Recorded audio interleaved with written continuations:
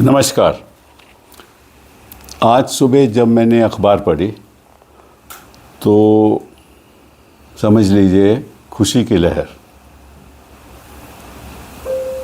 छा गई, क्योंकि प्रधानमंत्री जी ने आज उद्घाटन किया है।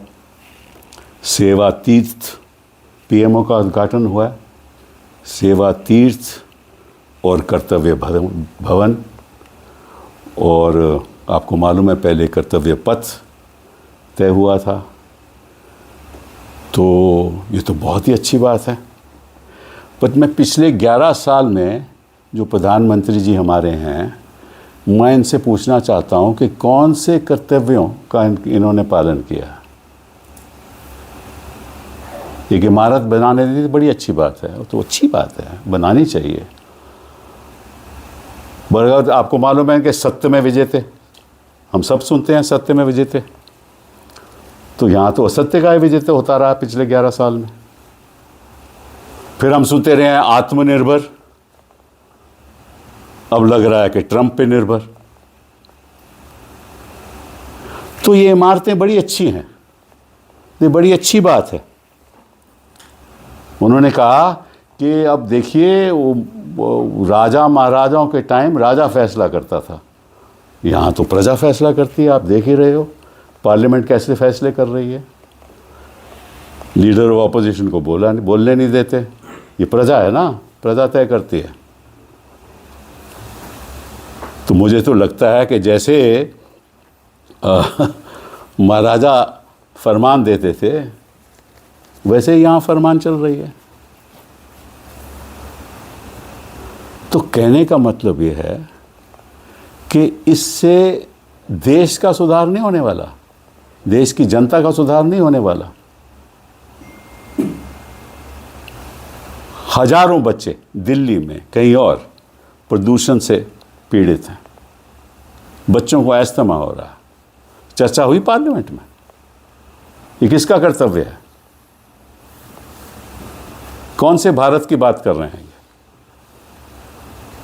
नागपुर में पानी पीने के बाद लोगों की मृत्यु हो गई। मणिपुर में सालों साल बलात्कार हुए, जल रहा था मणिपुर। किसका कर्तव्य था सुधारने का स्थिति को?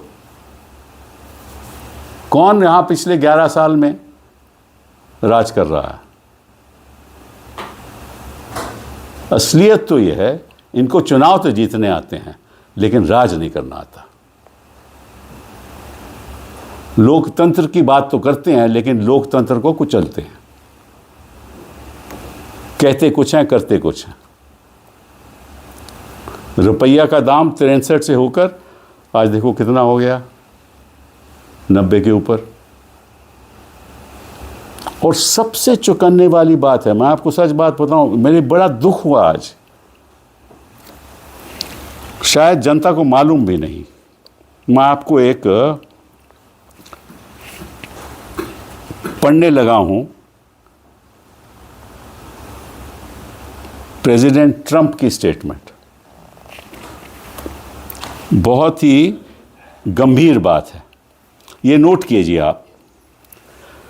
There is an executive order 14066।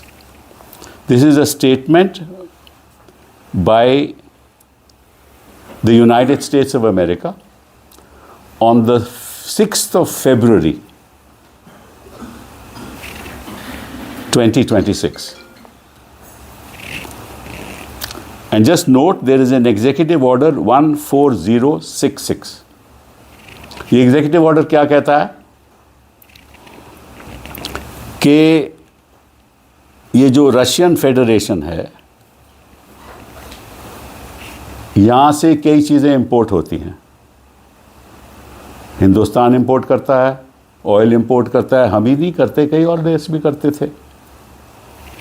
तो ये एग्जीक्यूटिव ऑर्डर कहता है कि इस इंपोर्ट को हमें बंद करना होगा। एक तो ये ऑर्डर है, और दूसरा ऑर्डर है एग्जीक्यूटिव ऑर्डर 14329।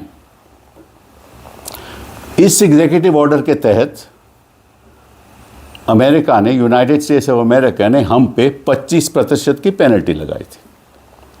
25% का टैरिफ आपको याद होगा और 25% की पेनल्टी। बट 25% की जो पेनल्टी है ये एग्जीक्यूटिव ऑर्डर 14066 और 14329 से जुड़ी हुई है कि अगर आप डायरेक्टली या इनडायरेक्टली रशिया से तेल खरीदोगे तो हम आपके दोबारा 25% की पेनल्टी लगा देंगे। अब इन्होंने कहा है कि हम वो छूट दे रहे हैं हिंदुस्तान को, वो राहत दे रहे हैं 25% की पेनल्टी, क्योंकि अब हमें पता चल गया है कि हिंदुस्तान रशिया से तेल खरीदना बंद कर देगा। लेकिन ये चौंकाने वाली बात नहीं है, ये तो हमें पहले भी मालूम था। लेकिन इसमें जो ऑर्डर में लिखा है वो आपको मैं पढ़ के बताता हूँ। They say, I have determined, that is Donald Trump has determined. I have determined that India has taken significant steps to address the national emergency described in Executive Order 14066, जिसका मैंने वर्णन किया, and to align sufficiently with the United States on national security, foreign policy and economic matters. मतलब कि हमारी विदेश नीति United states से अलाइन होगी, हमारी नेशनल सिक्योरिटी यूनाइटेड स्टेट्स से अलाइन रहेगी, हमारी इकोनॉमिक पॉलिसीज यूनाइटेड स्टेट्स से अलाइन रहेगी। ये ट्रंप ने यूनाइटेड स्टेट्स ऑफ अमेरिका से स्टेटमेंट दिया, इसीलिए हम 25% पेनल्टी छूट दे रहे हैं। ये लिखा है इसमें। तो मैं प्रधानमंत्री जी से और इस सरकार से पूछना चाहता हूं कि आपने क्यों ये किया, आपने क्यों ये बात मानी? आप तो कह रहे हो कि जब हिंदुस्तान की जो निर्णय होंगे वो इंडिपेंडेंट निर्णय होंगे, लेकिन ट्रंप तो आपको बोल रहा है कि आपकी इकोनॉमिक मैटर्स में, नेशनल सिक्योरिटी मैटर्स में और फॉरेन पॉलिसी में आपकी पॉलिसीज हमारे साथ अलाइंड रहेंगी। ये हमने निर्णय किया, तभी तो फ्रेमवर्क बनाया ना इंटरिम अरेंजमेंट का। तो मोदी जी किस कर्तव्य की बात कर रहे हो आप? किस सेवा तीर्थ की बात कर रहे हो? किसकी सेवा करना चाहते हैं आप लोग? हिंदुस्तान के इतिहास में कभी ऐसा नहीं हुआ कि हमारे प्रधानमंत्री या हमारी सरकार किसी के कहने पे हमारी विदेश नीति किसी और देश के साथ अलाइन रहेगी। कभी हुआ है? पंडित नेहरू ने किया, शास्त्री जी ने किया, चरण सिंह ने किया, देवगौड़ा ने किया, गुजराल ने किया, नरसिम्हा जी ने किया, राजीव गांधी ने किया, अटल बिहारी वाजपेयी जी ने किया, मनमोहन सिंह ने किया। नहीं किया ना? तो किस कर्तव्य की बात करते हो आप? किसका उद्घाटन कर रहे हो आप? कर्तव्य भवन का, और यह आपका कर्तव्य। मैं तो हैरान रह गया, और कोई जवाब नहीं, कोई पार्लियामेंट में स्टेटमेंट नहीं इसके बारे में। पीयूष जी आकर कहते हैं, कॉमर्स मिनिस्टर आके कहते हैं कि हमारी जो आर्थिक स्थिति है वो कंप्लीटली सिक्योर है। सिक्योर कैसे है? सोयाबीन ऑयल हम उनसे इंपोर्ट करेंगे, सिलेक्टेड वेजिटेबल्स इंपोर्ट करेंगे, सेब एप्पल्स इंपोर्ट करेंगे, फ्रूट इंपोर्ट करेंगे, ट्री नट्स इंपोर्ट करेंगे। तो होगा क्या? और जो चारा है, एथेनॉल से बनता जो चारा है जिसको डीडीजी कहते हैं, वो इंपोर्ट होगा। तो चारा वो देंगे, नट्स वो देंगे, फ्रूट वो देंगे, और हमारे व्यापार का क्या होगा? हिमाचल में जो जो जो हॉर्टिकल्चर है, हिंदुस्तान में जो हॉर्टिकल्चर है, एप्पल का उत्पादन है, उनका क्या होगा? यही तो एम्प्लॉयमेंट जनरेट करते हैं।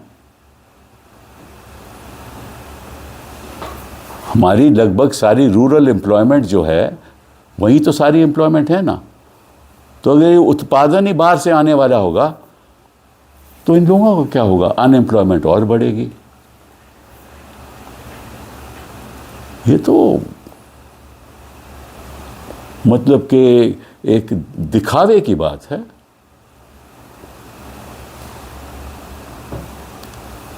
और मैं समझता हूं कि जिस तरह से इस सरकार ने हमारी सॉवरेनिटी को खतरे में डाल दिया, आज तक ऐसा नहीं हुआ, और कोई चर्चा नहीं, इस पे कोई चर्चा नहीं। और मैं आपको एक और इंटरेस्टिंग बात बताऊं, ये जो स्टेटमेंट दिया एक प्रधानमंत्री जी ने, बड़ी एक क्रिप्टिक सी छोटी सी स्टेटमेंट दी है, उसके बारे में भी बता देता हूं। प्रधानमंत्री जी ने एक छोटा सा बयान दिया है जिसमें उन्होंने कुछ नहीं कहा। उन्होंने कहा कि सब ठीक है।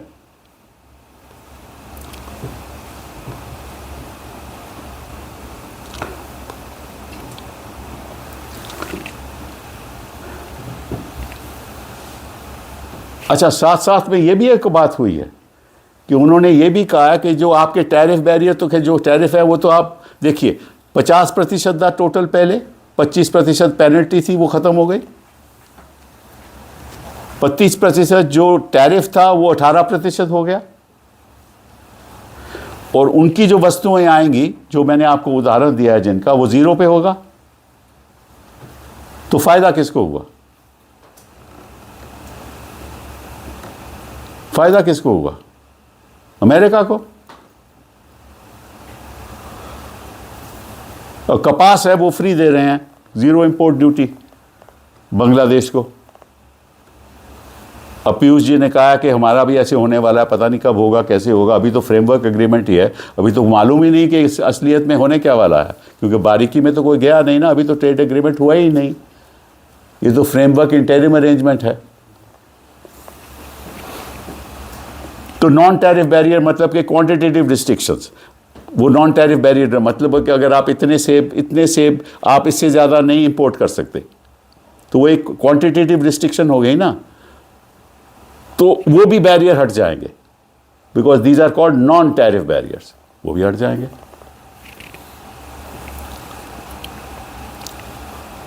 They say that the United States and India will address non-tariff barriers that affect bilateral trade. India agrees to address long-standing barriers to the trade in the US.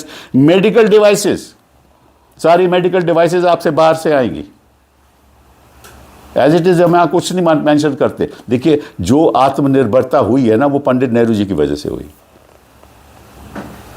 ISRO बना, DRDO बना, जो सैटेलाइट लॉन्च हो रहे हैं किन की वजह से? उनकी विजन से। इन्होंने क्या बनाया? कर्तव्य भवन, सेवा तीर्थ, कर्तव्य पथ। मत सड़कों से काम थोड़ी ना होता है, नाम बदलने से काम थोड़ी ना होता है।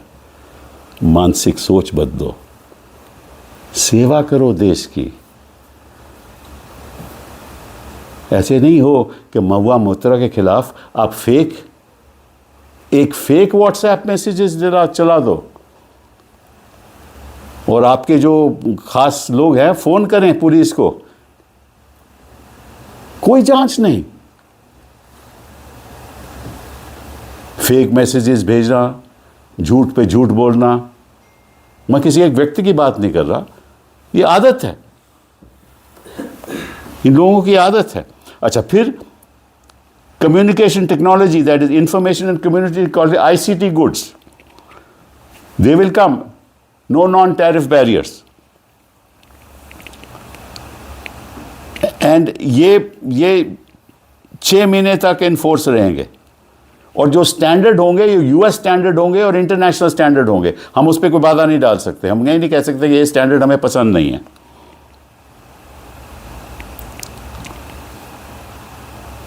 और ये कहते थे कि एग्रीकल्चर हम ओपन नहीं करेंगे, मतलब कृषि के क्षेत्र में हम अपनी इकोनॉमी ओपन नहीं करेंगे, उन्होंने कर दी। किसान का क्या होगा? तभी तो ट्रेड यूनियन और किसान पहली बार उन्होंने प्रोटेस्ट किया है, भारत बंद। तो मोदी जी, मैं आपसे आग्रह करता हूं, इस सरकार से आग्रह करता हूं कि देश कहीं देश मतलब कि हम सबसे बड़ा है, देश है तो हम हैं। देश किसी के अधीन हो जाए तो हम भी अधीन हो जाएंगे। हम नहीं चाहते कि अंग्रेज़ों जैसे हम किसी और देश के अधीन हो जाएं। अब सोचिए इसका प्रभाव क्या होगा। इस स्टेटमेंट में लिखा है, और ये गलत एक अफवाह चल रही है मीडिया में कि हम $500 बिलियन की ट्रेड 5 साल में करेंगे। ये गलत है। हम $500 बिलियन के चीज़ें खरीदेंगे अमेरिका से, गुड्स एंड सर्विसेज खरीदेंगे। ये ट्रेड की बात नहीं हो रही, ये परचेस की बात हो रही है। जैसे डिफेंस में हम उनसे खरीदेंगे, वो $500 बिलियन होगा अगले 5 साल में। पहले कहा था हम खरीदेंगे, अब उस पर आ गया कि इंटेंट टू का मतलब है कि वी इंटेंड टू परचेस, कि हम चाहते हैं कि हम आपसे, और वो चाहते हैं कि हम उनसे उनकी $500 बिलियन की डिफेंस इक्विपमेंट और बाकी जो भी है खरीदो एयरक्राफ्ट वटेवर खरीदेंगे। क्या हम मतलब कि हमारे पास इतनी लागत है हमारे पास खरीदने की? 4%, 4.3% तो हमारा डेफिसिट है। कहाँ से खरीदेंगे हम?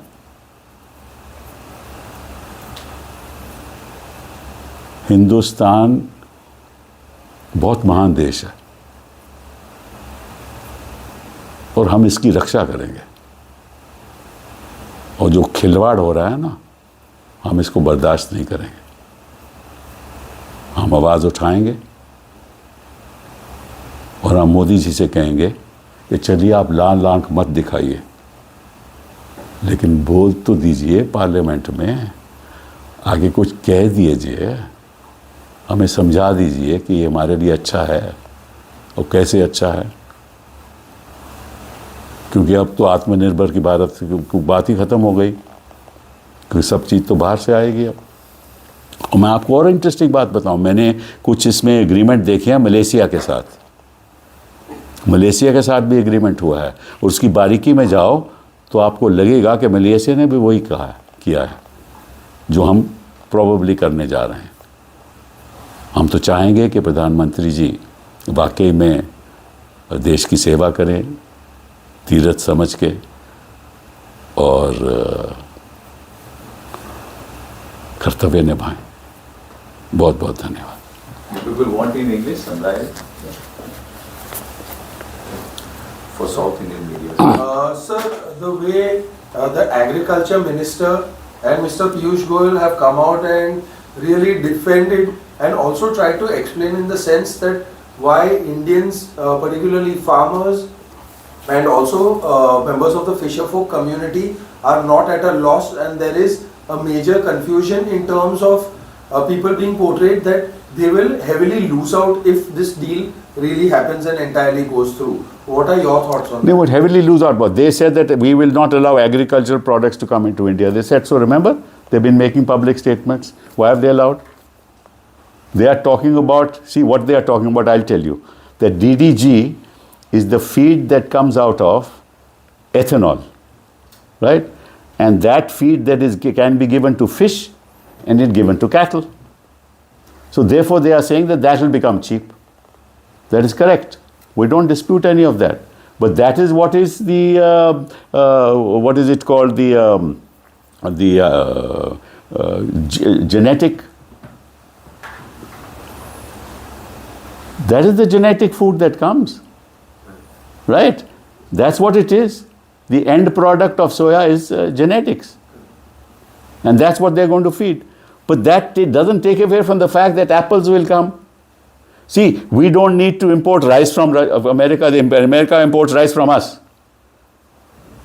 And you know very well that as far as wheat is concerned, the Food Corporation of India is, is already overflowing. Its godowns are overflowing with wheat. We don't need any of that. We need to export meat. In fact, that is hurting the farmers because we don't allow them to export meat. So on the one hand, you are hurting farmers.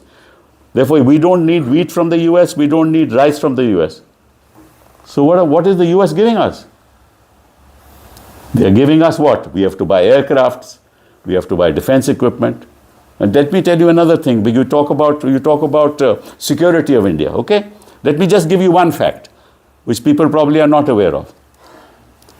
We all know, and that is part of the official records of this country, that this country needs 42 air squadrons to defend itself.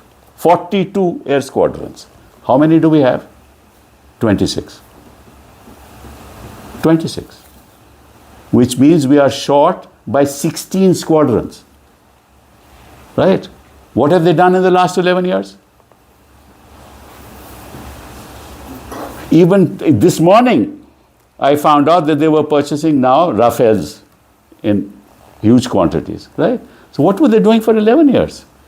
And what is Rafale? It's a second 2.5 generation aircraft. What does Pakistan have? It will have J-35 from the Chinese, which is a 5th generation aircraft. Even the Russians have not given us the 5th generation aircraft. And I doubt very much that the Americans will do.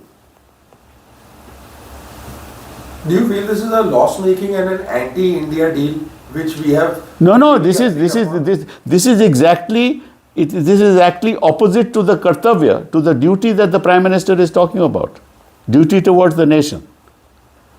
And I told you, I read to you those. That's very interesting, and I'll repeat it again in English because that's important for you.